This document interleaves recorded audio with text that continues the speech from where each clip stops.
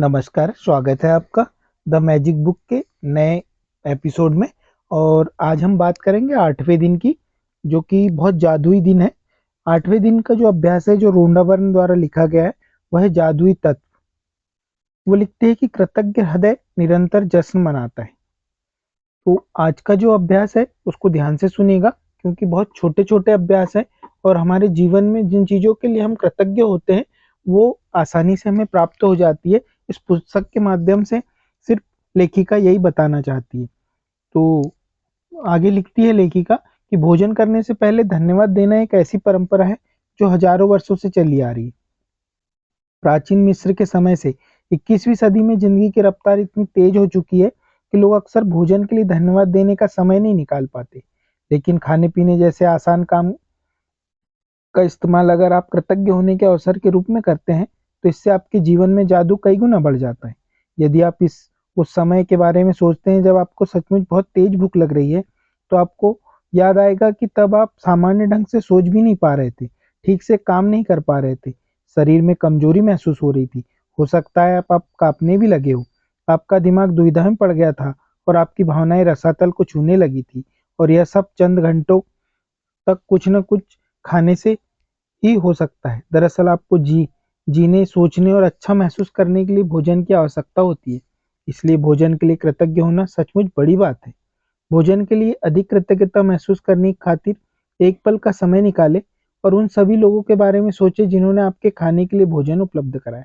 आपको ताजे फल और सब्जियां मिले, इसके लिए किसानों को फल और सब्जियां उगानी पड़ी, उन्हें लगातार सींचना पड़ा और कई महीनों तक उनकी रक्षा करनी पड़ी। तब कहीं जाकर वे कटने के लिए तैयार हुई। फिर फसल काटने वाले, पैक करने वाले, वितरण और परिवहन करने वाले लोग जो दिन रात बहुत लंबी दूरियां तय करते हैं, ये सभी लोग मिलकर पूरे सामंजस्य में काम करते हैं ताकि यह सुनिश्चित हो जाए कि हर फल और सब्जी आप तक ताजी पहुंचे और साल भर उपलब्ध रहे।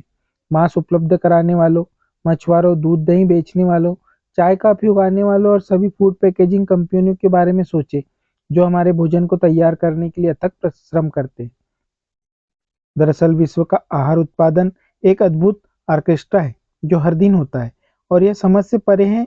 यह सब काम करता है जब आप इसके बारे में विचार करते हैं कि stores, restaurant, supermarkets, coffee house, हवाई जहाजों, स्कूल, अस्पताल और संसार के हर घर के लिए भोजन और पेय पदार्थ की आपूर्ति को बनाए रखने में कितने सारे लोग शामिल होते हैं।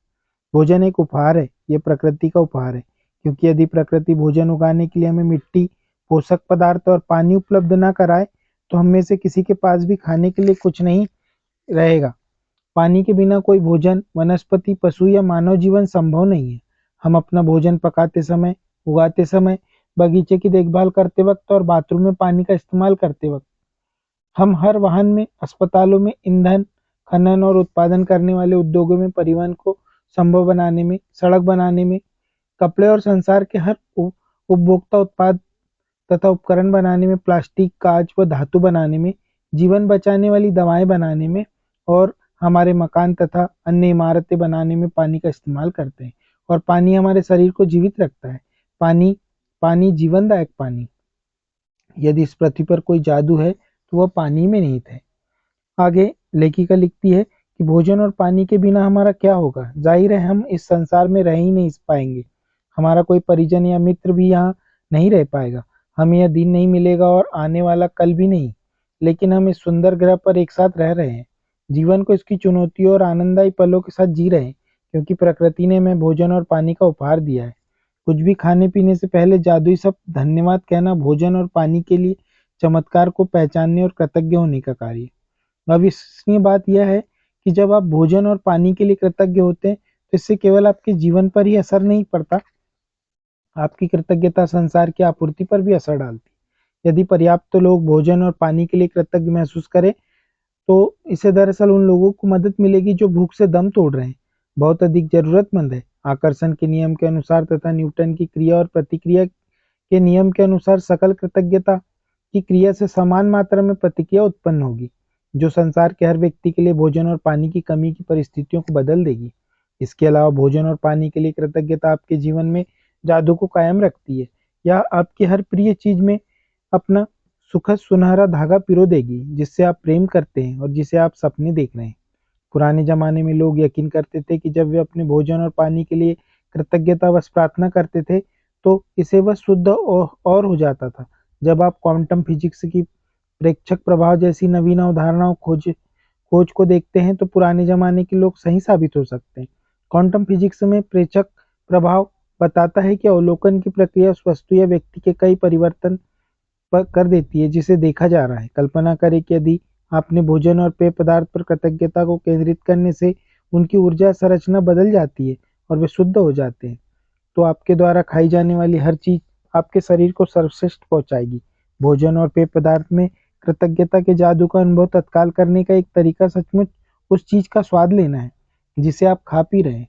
जब आप अपने भोजन या पेय पदार्थ का वाकई स्वाद लेते हैं तो आप दरअसल उनकी कद्र कर रहे हैं या कृतज्ञ हो रहे हैं। प्रयोग के तौर पर अगली बार जब आप कुछ खाए पिए या मुंह कुछ रखें तो उसे निगलने के पहले अपने मुंह में भोजन या पानी के स्वाद पर ध्यान केंद्रित करें।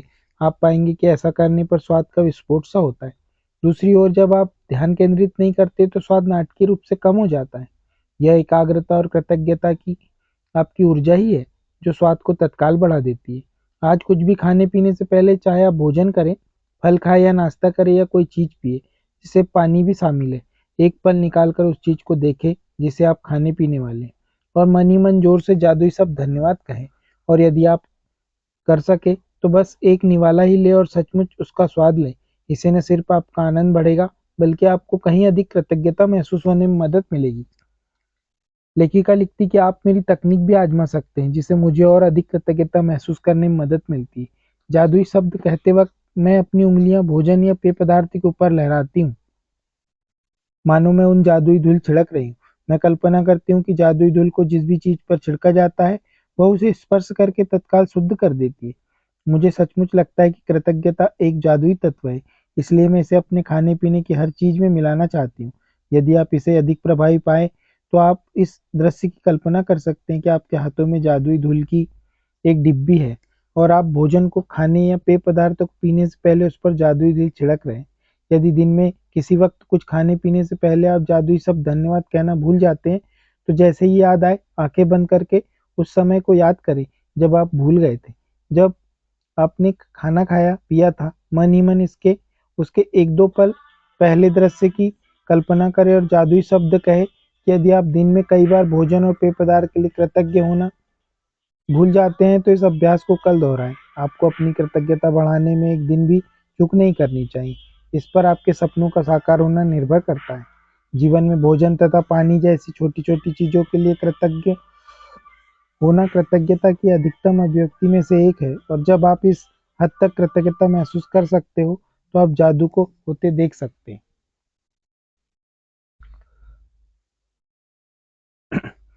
आज के अभ्यास के लिए कुछ बताने जा रहा हूँ क्योंकि ये हर अभ्यास के बाद करना है आपको, तो ध्यान ध्यान रखिएगा। अपनी नियामतें गिने, वो 10 नियामतों की सूची जो आपने पहले दिन बनाई थी उसको रोज बनानी है आपको और उसको फिर पढ़ना है बाद में। और हर नियामत पढ़ने के बाद आपको 3 बार धन्यवाद धन्यवाद धन्यवाद कहना है। और आज जरूर खाने पीने के लिए जब आप कुछ भी खाए पिए तो एक बार भोजन की तरफ देखकर और धन्यवाद जरूर कहें, क्योंकि जीवन में ये प्रैक्टिकल मैं खुद भी करता हूँ इसलिए आपको बता रहा हूँ और पुस्तक मुझे अच्छी लगी इसीलिए आपको सुना भी रहा हूँ। तो जो 9वां दिन है वो है धन का चुंबक। केवल कृतज्ञता के साथ ही जीवन को समृद्ध समृद्ध होते देखना है आपको। लेखिका लिखती है कि कृतज्ञता समृद्धि है और शिकायत गरीबी, क्योंकि हमारे जीवन में जब हम किसी चीज के लिए कृतज्ञ नहीं होते, शिकायत करते हैं तो वो हमारी गरीबी बढ़ती जाती है। जो हमारे पास है उसके लिए आपको कृतज्ञ होना है। लेखिका इस अध्याय में यही बताना चाहती है। यह आपके पूरे जीवन को स्वर्णिम नियम है, चाहे वो आपका स्वास्थ्य हो, चाहे धन हो, चाहे नौकरी हो या संबंध हो। आपके पास जितना भी धन हो चाहे वह कम ही क्यों ना हो, इसके लिए आप जितने अधिक कृतज्ञ होंगे आपको उतनी अधिक समृद्धि मिलेगी और आप उस धन के बारे में जितनी ज़्यादा शिकायत करते हैं उतनी ही ज़्यादा गरीब बनेंगे। आज का जादुई अभ्यास लोगों की धन संबंधी शिकायतों के लिए बहुत बड़े कारण को कृतज्ञतापूर्ण कार्य में बदल देता है। इसमें आपकी आर्थिक परिस्थितियों को बदलने की दोगुनी शक्ति होती है। आप दरअसल एक शिकायत को कम कर रहे हैं जो आपको गरीब बनाती है, और इसकी जगह आप कृतज्ञता रख सकते हैं जो दौलत को जादू को आपके पास लेके आएगी। अधिकतर लोगों को यह लगता ही नहीं है कि वे धन संबंधी शिकायतें करते हैं, लेकिन यदि आपके जीवन में धन की कमी है तो वे अनजाने में धन के बारे में शिकायत कर रहे हैं। असल में शिकायत करना वैचारिक होता है और शाब्दिक भी।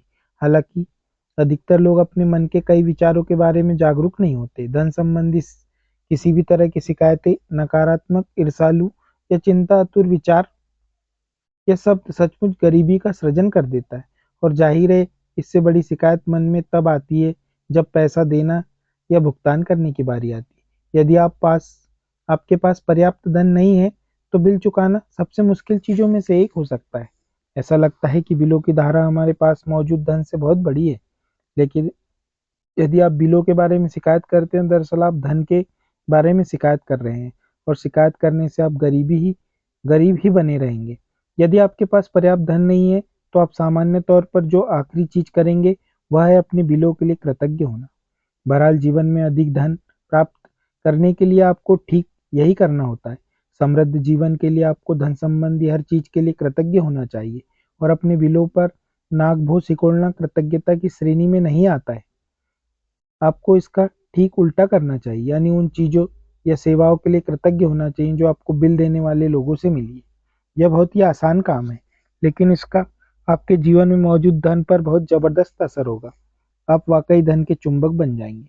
यदि आप किसी बिल के लिए कृतज्ञता महसूस करना चाहते हैं, तो इस बारे में विचार करें कि उस सेवा या वस्तु से आपको कितना लाभ हुआ है।